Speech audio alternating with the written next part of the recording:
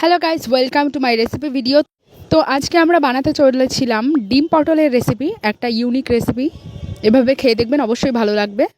তো প্রথমেই কড়াইতে ডিমগুলো দিয়ে ভেজে নেওয়া হলো ভালো করে। তারপরে ওটা ভাজা হলে তুলে নিয়েছিলাম। তারপরে সেই তেলেই আলুগুলো দিয়ে দিলাম। আলুগুলো ভালো করে ভেজে নিলাম।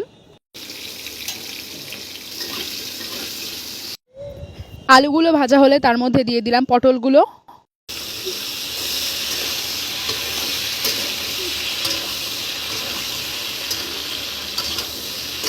পটল আলু একসাথে ভাজা হয়ে গেলে নামিয়ে নিয়েছিলাম। তারপর ওই তেলে দিয়ে দেওয়া হয়েছিল গোটা তেজপাতা, জিরে।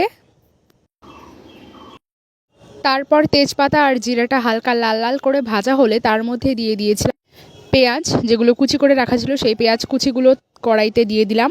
তারপর পেঁয়াজগুলো হালকা করে ভাজা হলে তার মধ্যে দিয়ে দেওয়া হলো, এখানে ছিল আদা, রসুন আর লঙ্কা বাটা। সেগুলো এক এক করে কড়াইয়ের মধ্যে দিয়ে দেওয়া হলো পেঁয়াজগুলোর উপরে।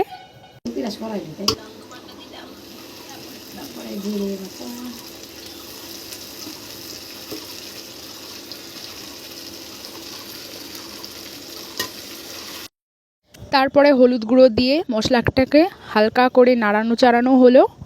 তারপর মশলাটা কষে যাওয়ার পর তার মধ্যে আলু আর পটল যেগুলো ভেজে রাখা হয়েছিল সেগুলো কড়াইতে ঢেলে দিলাম। তারপরে নাড়ানো চাড়ানো হলো বেশ কিছুক্ষণ, যতক্ষণ পটলটাও একটু কষা কষা ভাব না হয়ে যায় আর মশলাগুলো গায়ে ভালো করে লেগে না যায়। তারপরে পটল কষে যাওয়ার পর তার মধ্যে দিয়ে দিলাম পরিমাণ মতো জল।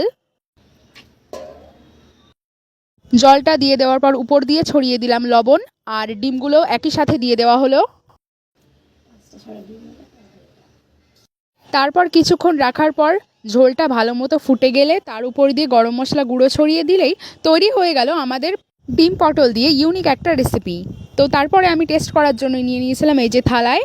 তো নতুন ধরনের রেসিপিটা তোমাদের কেমন লাগলো জানিও। আরও রেসিপির ভিডিও দেখতে হলে কমেন্ট করে অবশ্যই জানিও। আমি খেতে থাকি, তোমরা আরও ভিডিও দেখতে ফলো করো।